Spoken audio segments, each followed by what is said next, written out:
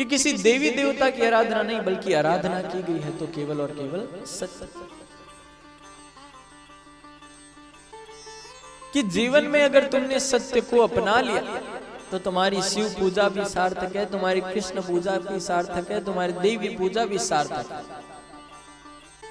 क्योंकि तुलसी बाबा ने क्या कहा, धर्म ना दूसर सत्य समान। धर्म न दूसर सत्य समाना, की सत्य के समान कोई अनन्य दूसरा धर्म नहीं और नहीं असत्य सम पाता, या नहीं असत्याद परा अधर्म, या असत्य से बढ़कर कोई अधर्म नहीं।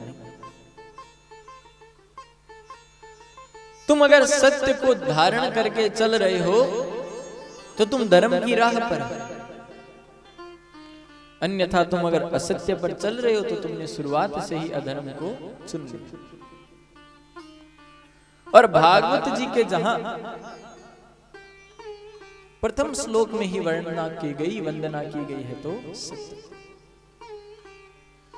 तुलसी बाबा बताना चाहते हैं कि तुम्हारा हर काम, तुम्हारी हर भक्ति श्रेष्ठ है अगर तुम्हारे जीवन में सत्यता है। झूठ को स्थान देने को अगर तुम आतुर हो तो तुम केवल मात्र उस व्यक्ति को खो रहे हो और कुछ नहीं। तुम झूठ को अगर बनाए रखना चाहते हो, झूठ बोलते हो, तो तुम अपने धर्म से भी भ्रमित हो रहे हो, उससे धर्म से भी हट रहे हो। जिस संबंध के प्रति तुम झूठ बोल रहे हो उसको भी खो रहे हो। अर्थात जीवन में तुम सत्य को अपनाओ। पहली शिक्षा ये है। तो तुम्हारी शिव पूजा भी सार्थक है, तुम्हारा मंदिर जाना भी सार्थक है, तुम्हारा दान देना भी सार्थक है अगर तुम्हारे जीवन में सत्य है। इसलिए प्रथम वंदना की गई है तो केवल और केवल सत्य। तेजो वारी मृदाम यथा, जिसकी कृपा के मात्र से ही ब्रह्मा के हृदय में चारों वेदों का ज्ञान प्राप्त हो गया। वेद अपौरुष है, किसी पुरुष ने वेदों की रचना नहीं की।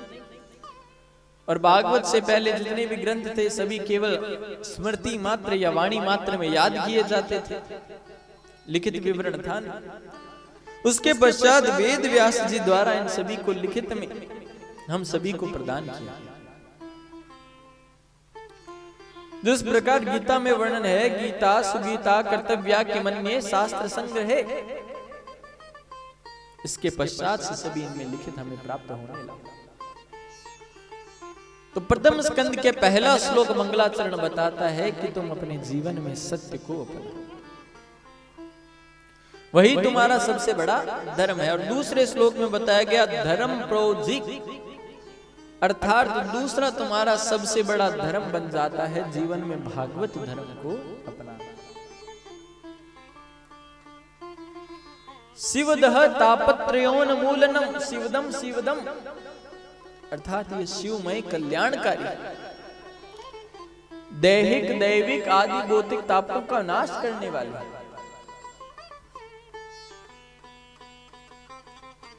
तो जो संतगण हैं उनके मन में भी इच्छा जागृत हो रही है कि जब सूत जी महाराज हमें इतना कुछ बतला रहे हैं तो हम भी कुछ पूछें, जाने।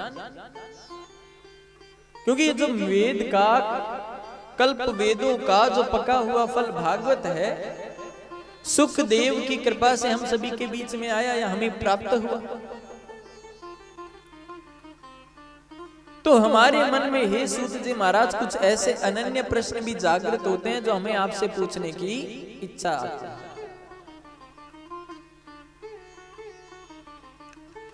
क्योंकि अनन्य 83,99,999 योनियों को व्यर्थ गवा कर, व्यर्थ ऐसे क्योंकि उसमें मनुष्य को भगवान नाम प्राप्ति का कुछ लक्ष्य होता ही नहीं है, ना उसे ज्ञान। तो वह उन सभी को व्यतीत करके जब इस योनि में आया है जिसमें वो अपने कल्याण का मार्ग देख सकता है, प्राप्त कर सकता है और कल्याण पा सकता है, उसमें आकर के वह अगर कल्याण का प्राप्त करने के लिए प्रयास न करे तो गलत है। पर जब उसे कल्याण का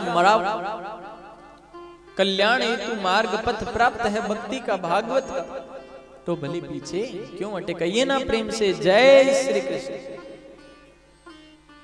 तो उसका पहला प्रयास कि संतों की शरण में जाए और उनकी शरण में जाकर अन्यथा अपने प्रश्न ना पूछे। कैसे? कि इन ऋषियों ने कहा कि भगवान आपसे कुछ जानने की इच्छा अभिलाषा प्रकट होती है, क्योंकि संसार में हमें जिस प्रकार सूर्य की रश्मियों में कई बार हमें गर्मी के माह में ऐसे जल प्रतीत होता है ना कई स्थान पर, बल्कि वहां जल होता नहीं। जैसे हिरण को गर्मी के माह में अत्यधिक जल दिखता है, सरोवर दिखता है, पर वो होता नहीं, उसे वो मृग तृष्णा दिखाई देती है अपनी प्यास के कारण।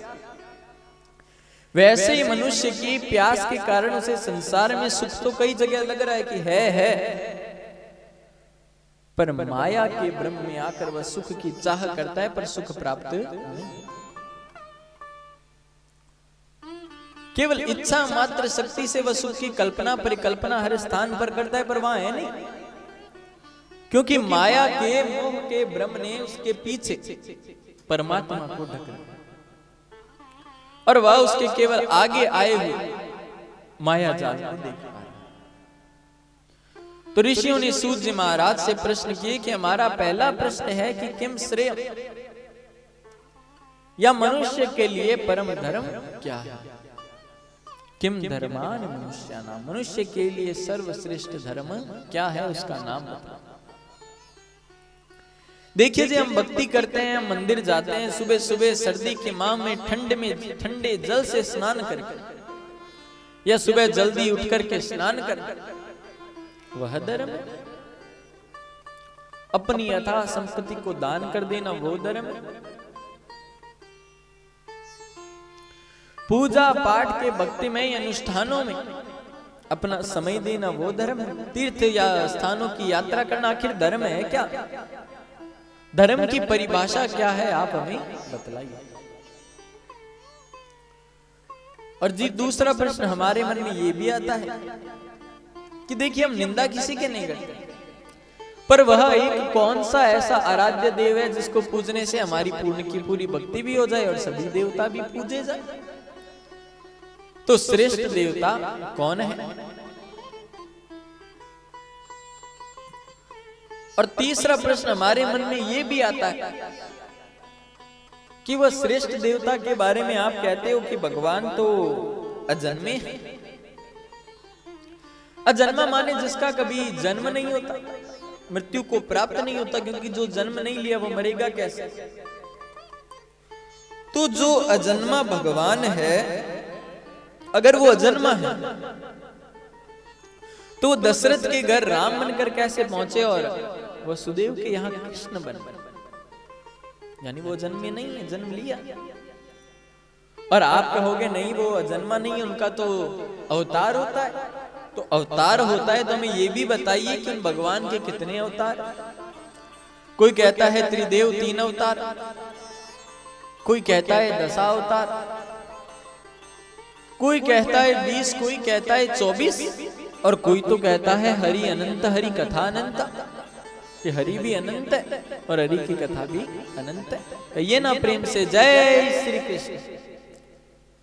तो उस अनंत के कितने अनंत अवतार है, प्रमाण से बताओ। ऐसे शास्त्रम प्रमाण, शास्त्र में कितने अवतारों का प्रमाण है, आप तो हमें वो बताइए।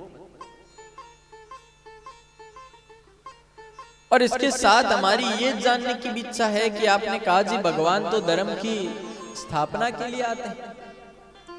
यदा यदा हि धर्मस्य ग्लानिर्भवति भारत अभ्युत्थानं धर्मस्य तदात्मानं सृजाम्यहम् परित्राणाय साधूनां विनाशाय च दुष्कृतां धर्म संस्थापनार्थाय संभवामि युगे युगे।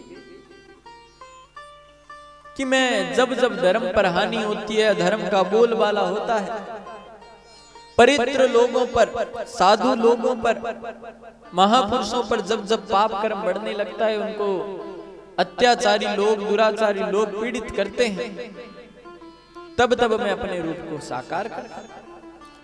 धर्म संस्थापनार्थाय संभवामि युगे युगे की धर्म की संस्थापना के लिए युग युग में अवतरित होता हूं। तो हमें तो आप ये बतलाइए कि जब भगवान इस संसार से 125 वर्ष अपनी लीला की और उसके पश्चात वो चले गए, तो जब वह अपनी लीला करके चले गए तो धर्म तो अकेला पड़ गया।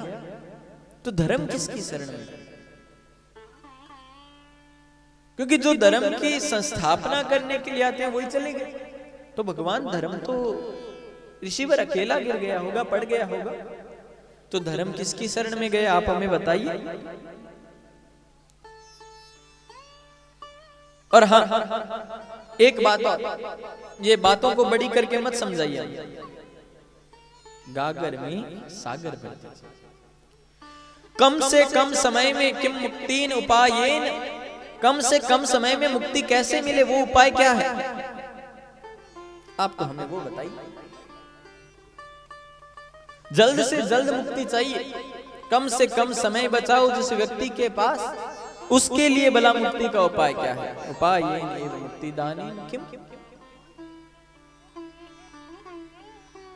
ये नहीं पूछा ऋषियों ने कि हमारी संतान की पत्नी गर्भवती है, उनके संतान क्या होगी, लड़का होगा कि लड़की होगी। ना उन्होंने ये पूछा कि हमारे घर में बच्चों के, बालकों के काम है अभी सही नहीं चलते हैं, हम क्या करें। ना उन्होंने ये पूछा कि आगे हमारा क्या होगा। पूछा? नहीं पूछा। उन्होंने बस इतना पूछा है, जो प्रश्न पूछे हैं वो सभी के सभी मानव मात्र के कल्याण के, अपना स्वार्थ नहीं है कहीं पे। क्योंकि स्वार्थ पर जहां पर आप व्यक्ति व्यवहार करने लग जाता है, वहां वो रिश्ते भी भूल जाता है, दोस्ती भी भूल जाता है, संबंध भी भूल जाता है। और जहां स्वार्थ जीवन में रहेगा वहां ना रिश्ते बनेंगे, और बनेंगे तो टूट जाएंगे, ना दोस्त बनेंगे, बनेंगे तो टूट जाएंगे। क्योंकि स्वार्थ पर मित्रता हो, रिश्ता हो, कुटुंब हो, स्वार्थ पर रिश्तों की दोस्ती की अवधि ज्यादा लंबी नहीं, ज्यादा समय नहीं, स्वार्थ है ना। तो इन ऋषियों के मन में कोई भी स्वार्थ नहीं है कि हम हमारा प्रश्न पूछ ले ना। ऋषियों ने प्रश्न पूछा है जनहित कल्याण के लिए, आने वाली अपनी समस्त पीढ़ियों के कल्याण हेतु। तो कहिए ना प्रेम से जय श्री कृष्ण। तो कल्याण का मार्ग पर चले। अब सूत जी गदगद हो रहे हैं उनके प्रश्न को सुनकर।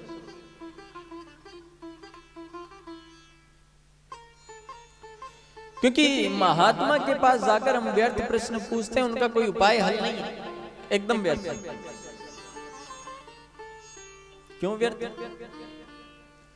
क्योंकि शास्त्रों में कहा गया है कि संत का क्षण और अन्न का कण बर्बाद ना जाए, प्रयास कर।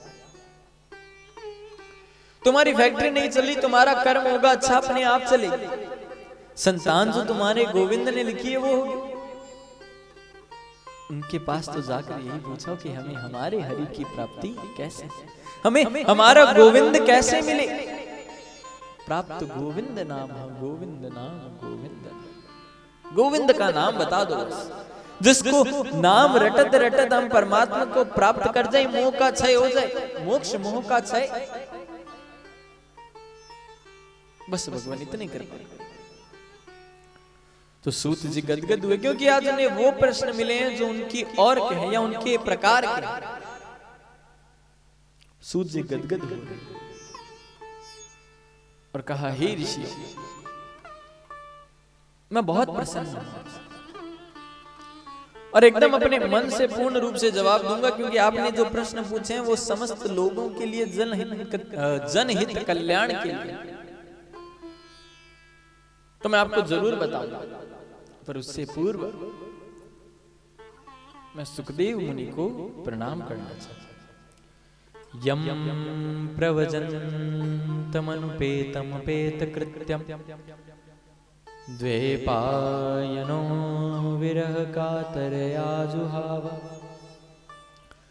पुत्रैति तन्मयतया तर्व अभिनेदुस्तमा सर्वभूत हृदयं मुनिमानतोऽस्मि।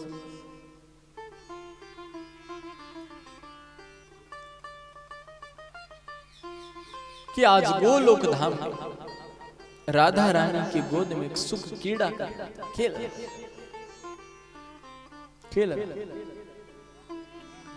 राधा रानी ने कहा सुख जाओ और मृत्यु लोक पर कृष्ण के नाम का प्रचार प्रसार करो, भगवान के नाम को आगे बढ़ाओ।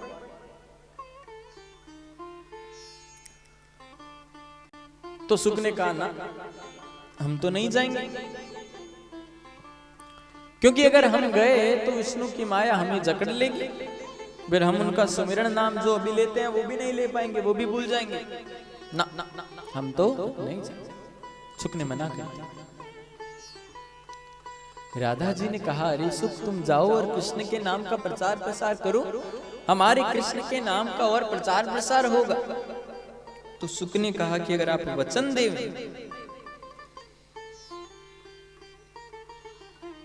कि विष्णु की माया का मुझ पर, कृष्ण की माया का किसी भी प्रकार से कोई असर नहीं होगा, तब तो हम जाओ, अन्यथा हम नहीं जाएंगे। तो कहा ठीक है तुम जाओ, तुम पर विष्णु की माया का किसी भी प्रकार से कोई असर नहीं होगा। और सुख चल।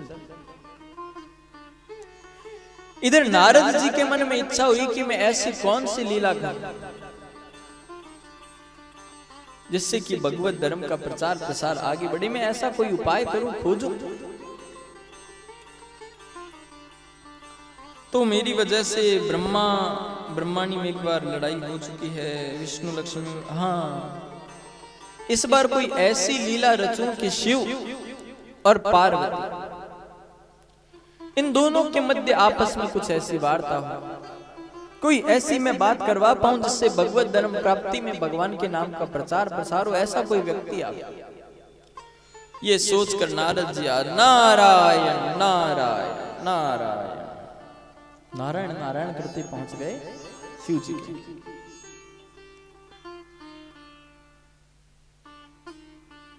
और ऊपर जैसे ही पहुंचे कि मैया भगवान शिव के लिए भांग। कहा मैया कैसे? अरे कहा नारद तुम कैसे आई? नाम किया नारद। कहा खुश रहो। अरे नारद तुम आते जाते ही नहीं हो, कहां रहते हो आजकल? तुम्हारा आना जाना कहीं नहीं होता? नारद ने कहा मैया क्या कहीं आए जाए, मन ही नहीं करता, और क्या आए जाए, प्रेम ही नहीं बचा लोगों के मन में, अब तो क्या कहीं आना क्या कहीं जाना मैया, इसलिए बस सब जगह आना हमने छोड़ दिया ना। मैया ने कहा लाला अरे नारद तुम ये कह रहे हो ना कि प्रेम नहीं रहा, तो ये हमें गलत लगती है। देखो हमारे भोले बाबा तुमसे बड़ा प्रेम करते हैं, बहुत, हमसे कोई बात छिपाते नहीं है, सब बताते हैं नारद। तो तुम ये गलत कह रहे हो कि प्रेम खत्म हो गया, हमारे भोलेनाथ तो हमसे बड़ा प्रेम करते हैं। नारद ने कहा मैया प्रेम करने का तात्पर्य वो आपको हर बात बताते हैं, कोई छिपाते नहीं आपसे? कहा नहीं नारद बिल्कुल भी नहीं। नारद गुरु मंत्र के बारे में ये कहा जाता है गोपनीय गोपनीयम गोपनीय प्रयत्नतः, कि जितना हो सके उसे गोपनीय रखो। पर मेरे ये तो इतने बोले हैं कि मुझे वो भी आकर बता दिया। देवी आज गुरु के द्वारा यह मंत्र प्राप्त, जो रोज भजन करो उसमें जो भगवान की स्मृति दिखाई दे, छवि दिखाई दे, उसका किसी को बतलाओ मत।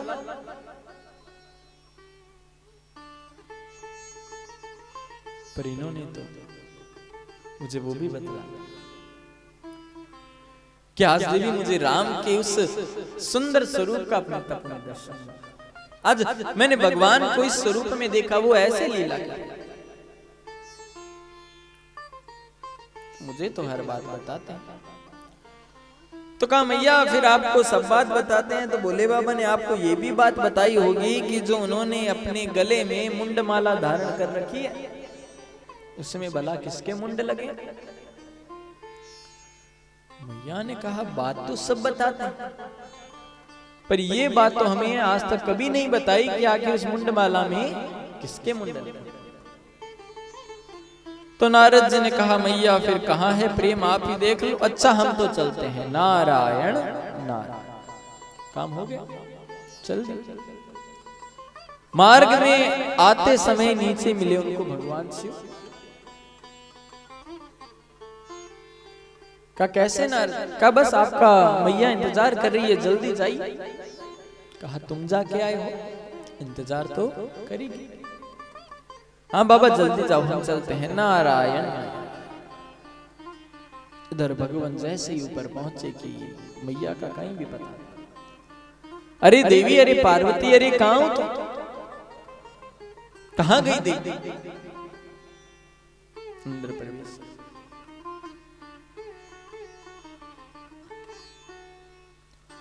जाकर देखा तो आज मैया कोप भवन में विराजमान।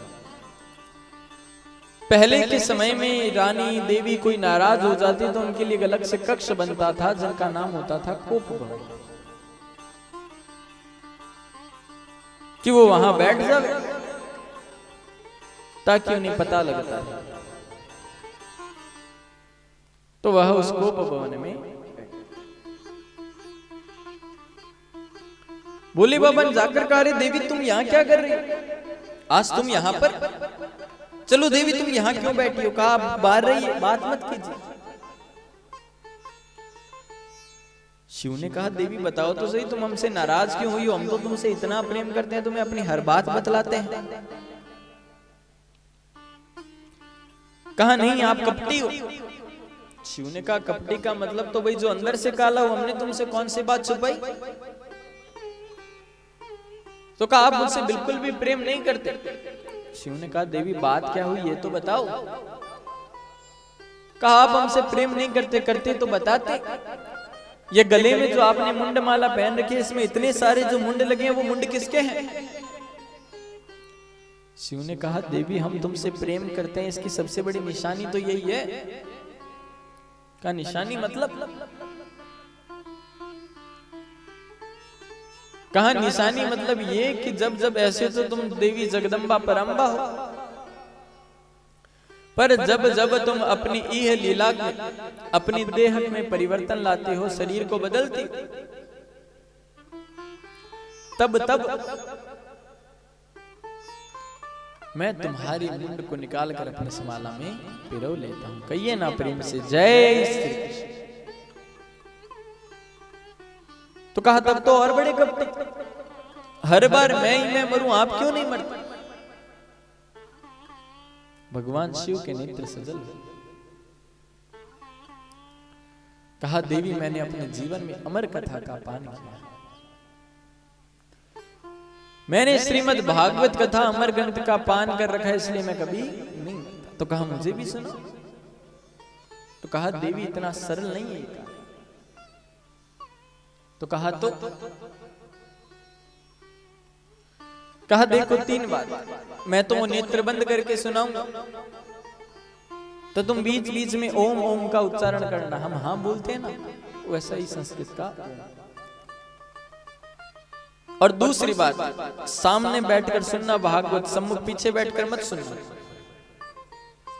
और तीसरी बात बीच में व्यर्थ की कोई बात मत करना, केवल कीर्तन भजन भगवान का नाम बस सही, अन्यथा कोई बात मत करना। काठी बैठ के जाकर कैलाश पर्वत के एक और पर एक वृक्ष के नीचे, और उसी वृक्ष के डाल पर एक सुकसुकनी ने अंडा दिया, जिस अंडे में आकर हमारे सुख भगवान सुखदेव जी विराजमान हो गए। प्रथम दिवस की सुंदर कथा हुई।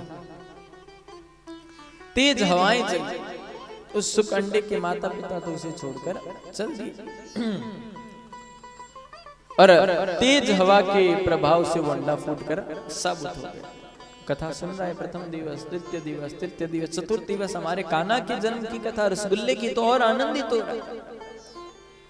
आनंद से कथा सुन रहा था। प्रसंग आया योग योगेश विन्यास के। उद्धव ने कृष्ण से जाकर पूछा कृष्ण योग का प्रकार क्या है, योग क्या है? ये प्रसंग सुनते सुनते मैया को नींद लगी। उस सुख ने सोचा कि अगर मैंने ओम ओम का उच्चारण नहीं किया तो ये तो कथा कहनी बंद कर।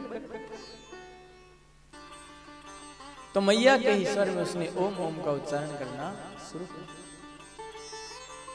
ओम ओम ओम कथा कही, फिर कही ओम ओम ओम।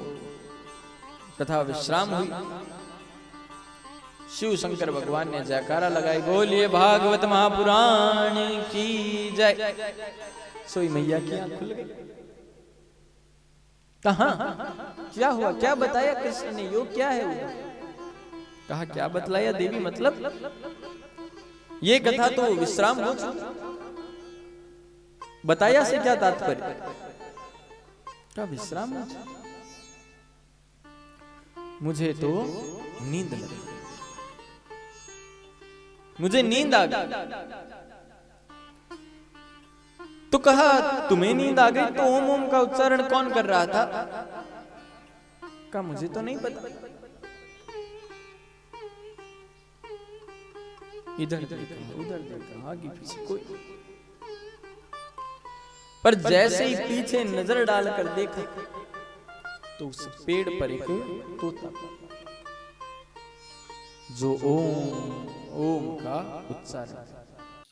धन्यवाद साधना चैनल और ईश्वर चैनल को मैं देना चाहूंगा, जो कि मुझे आज इनके सामने बोलने का मुझे एक जनता के सामने मेरे शब्द रखने का जो इन्होंने मुझे एक मौका दिया, सर्वप्रथम मैं इनको धन्यवाद देना चाहता हूं। और मैंने मेरी डिग्री संपूर्ण शिक्षा जो है मैंने विदेश में ग्रहण की है। अभी मैं इस हॉस्पिटल में कार्यरत हूँ, एक MBBS हूँ और जनरल मेडिसिन के विभाग को भी संभाल रहा हूँ, और मेरा भी PBM में भी शुरू कर रहा हूँ मैं देखने के लिए। अभी 10 तारीख के बाद में वहां पे भी स्टार्ट हो चुका हूँ देखना, मैंने शुरू कर दिया है। और अपना जो हॉस्पिटल है अपने 2016 में 16 जनवरी को इसको शुरुआत किया था। उस टाइम अपने इसकी नींव रखी थी, ठीक है। मेरे पिताजी डॉक्टर ललित जी सिंगारिया ने इसकी नींव रखी थी। और आज हम इधर इस नई बिल्डिंग में 2021 जनवरी 16 तारीख को अपने यहाँ पे नई बिल्डिंग में नवनिर्मित स्थान था, वहां पे अपने शिफ्ट हो गए। और हमारा एक ही उद्देश्य है कि भाई नर सेवा नारायण सेवा को हम मानकर आगे कार्य कर रहे हैं, यही हमारा एक संपूर्ण लक्ष्य है। हम चाहते हैं कि भाई जनता जिस जनता तक इलाज नहीं पहुंच पाता है, हम वहां तक उनको पहुंचकर हमारे जो माध्यम से हमें जो ज्ञान है, जो भी हमारे अंदर जो एक भगवान ने हमें कुछ किसी लायक बनाया, तो हम वहां पर उनको पहुंचकर हमारी सेवा दी जाए, यही हमारा लक्ष्य है। सेवा दी जाए यही हमारा लक्ष्य है। भाई एक अंतिम पंक्ति में खड़ा हुआ इंसान तक भी हमारी सेवा पहुंच पाए, ये हमारा एक बहुत ही लक्ष्य है। और एक बात बता दूं कि भाई अपने इस हॉस्पिटल में हम किसी भी प्रकार की अगर कोई फीस पर्ची की फीस नहीं देता है डॉक्टर को दिखाने की, तो वो आदमी इस चीज के लिए बाधित नहीं है कि उसको फीस देनी पड़ेगी। या आप सब जगह घूम लोगे, सब फीस के बिना देखते नहीं है ना। कहीं भी जाओगे प्राइवेट सेक्टर में तो फीस तो देनी पड़ेगी, लेकिन एक अपने हॉस्पिटल में अपने कोई फीस के लिए किसी के लिए बाधित नहीं किया जाता है। अगर आप आदमी आता है दिखाने तो वो फीस नहीं देता है तो उसको बाधित नहीं, हम उसका इलाज करते हैं। और हम जांचों के अंदर भी एक भारी छूट देते हैं, मेडिसिन के अंदर भी छूट है, भर्ती होता है उसके अंदर भी छूट है। बाहर आप पता करोगे, बाहर जाकर जो कैंसर के बड़े बड़े ऑपरेशन होते हैं, वो ऑपरेशन आप पता करोगे 1.5 लाख में होते हैं, 1 लाख में होते हैं। मेरा मानना है कि जो कैंसर का रोगी होता है, जो पीड़ित होता है ना कैंसर रोग से, तो वो उस खर्चे को वहन नहीं कर पाता है, क्योंकि आगे वो इस रोग से मारा जाता है, उसको मौत तो उस रोग से हो जाती है वैसे ही, तो वो खर्चा मेरे हिसाब से इतना नहीं उठा पाता है। तो अपने क्या है कि भाई उसको ऑपरेशन अपने बाहर के रेटों से बहुत ही अच्छे तरीके से अपने ऑपरेशन करते हैं, वैसा का वैसा ऑपरेशन अपने करते हैं और बहुत ही सस्ती दरों पर अपने इलाज करते हैं। और जो एक कीमो लगाने का जो इलाज है, बाहर जो कीमो लगाते हैं, अपने उस अस्पताल में कीमो सबसे सस्ती कीमो अपने अस्पताल में लगती है।